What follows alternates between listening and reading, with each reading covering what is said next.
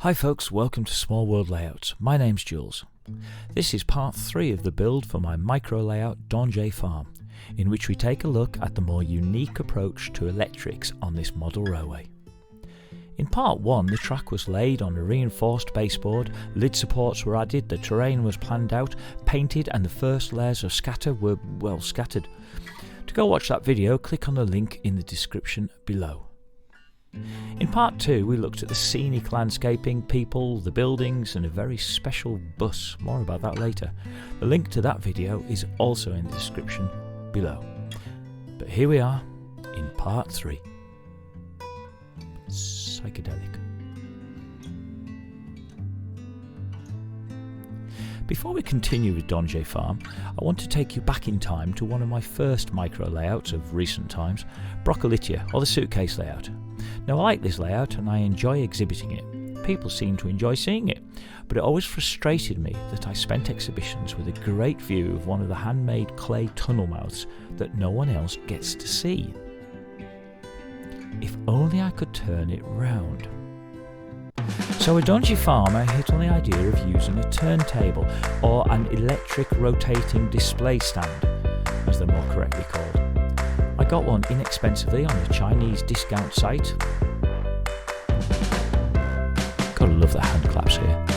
Let's take a moment to appreciate the... No, let's not. However, the turntable brought challenges. The layout now rotates, but because I have the power send in a fixed position for the track, I get twisted wires.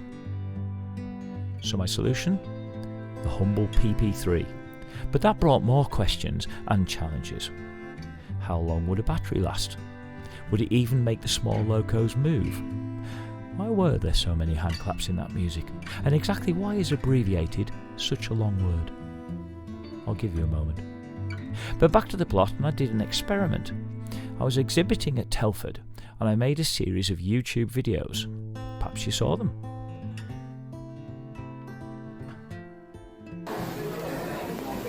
Update on Dongé Farm. 1 hour and 53 minutes. 3 hours in on the 9-volt battery. 4.5 hours in on a 9-volt battery. Still going strong. 5.5 hours in. 6.5 hours on a 9-volt battery. So I had a solution to the twisted wires. I built a platform for the platform. It was sturdy and had 4 compartments, and the layout rested on top of it. The track wires fed through and used a socket to connect them to the 9-volt battery underneath, and the speed controller mounted in one of the compartments.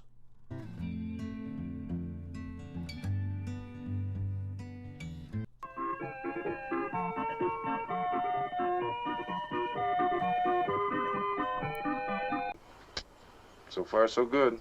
So with the track control sorted, I turned my attention to the next electrical innovation: sound. Yes, you read that right, 85 pennies including remote control for an MP3 soundboard. One problem I had was I kept blowing the boards up, as most are rated for 5 volts and even 9 volts was enough to break them. So I bought a step down board to put in sequence. That's what you can see here. A posh one with nice LED output readings. The red MP3 board needed a speaker itself. Back to the Chinese internet. I bought a fairly decent one for a whole £3.08. It plugged straight in and wasn't too bad sounding. The MP3s were stored on a micro SD card, but it would also run off Bluetooth.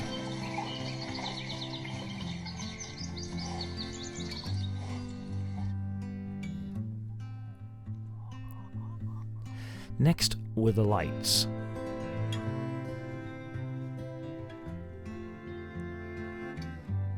The specially commissioned Trojan bus was gifted to me by my good friend Ken Jones, so I wanted to do something special with it.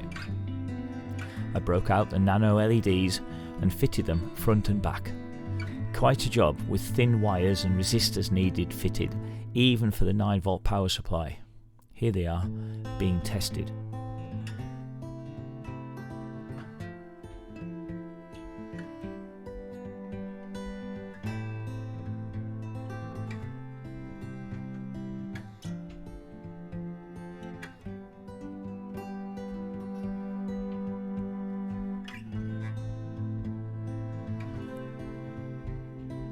It was then time to wire all the lights into one on-off switch.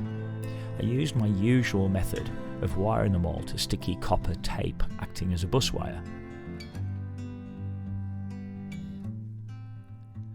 Because all the thinner LED wires were floating around, I also made a false floor for the layout that you can see here. You can also see the connecting plug for the track.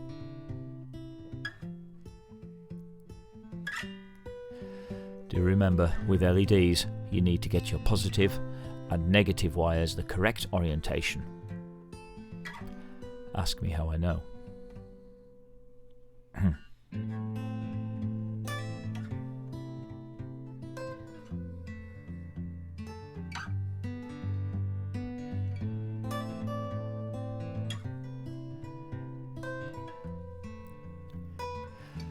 And finally, a quick test. Plug in the light's bus bar into the 9-volt battery.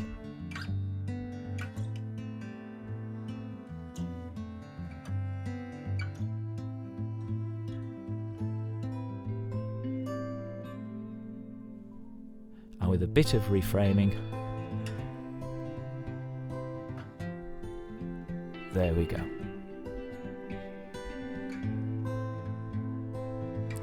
As well as the bus, the barn and the house got lighting included.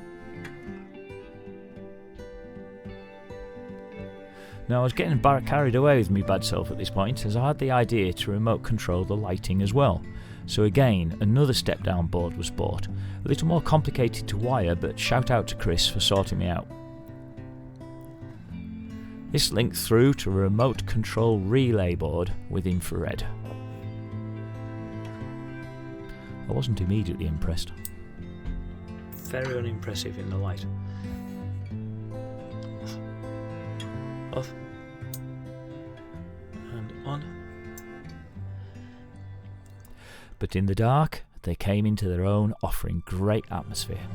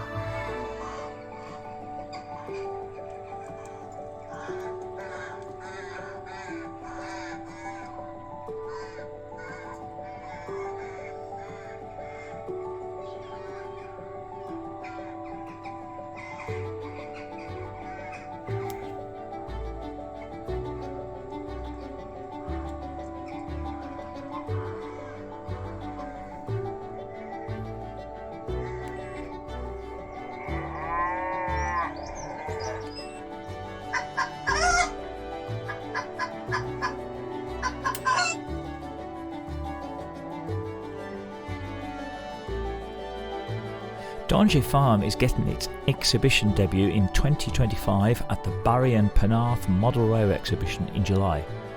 It'd be great to see some of you there. In the meantime, I hope you enjoyed the video.